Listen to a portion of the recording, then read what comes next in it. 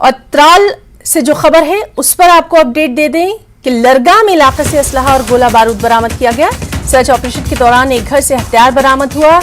एक शख्स को इस सिलसिले में गिरफ्तार किया गया है, केस दर्ज कर लिया गया है। सीधे रुख करेंगे, हमारे साथ मौजूद है हमारे साथी मंजूर आपसे इस अहम खबर पर डिटेल्स चाहेंगे।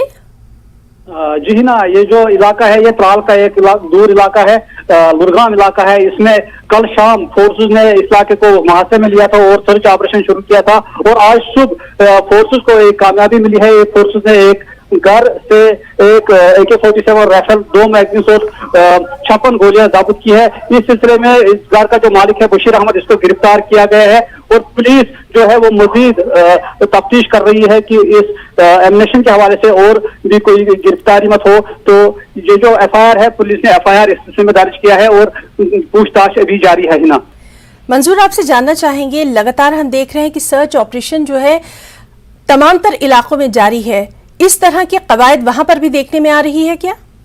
जी बिल्कुल हिना, जो G20 का इजलास मुनक्कद होने वाला है यहाँ कश्मीर में, इस सिलसिले में अगर हम देखेंगे ये जो यहाँ का, अगर हम नेशनल हाईवे की बात करेंगे, पांपोर की बात करेंगे, अवंतीपोरा की बात करेंगे, त्राल की बात करेंगे, जितने भी इलाके हैं इनमें चौकसी बढ़ा दी गई है पिछले कई दिनों से और सिक्योरिटी फोर्सेस हर नाके पर तैनात है।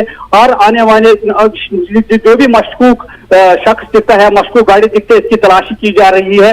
तो अगर हम स्क्वाड्रन एंड सर्च ऑपरेशन है वो भी मुसलसल जारी है हर इलाके में, मतलब गार्डन एंड सर्च ऑपरेशन जारी है।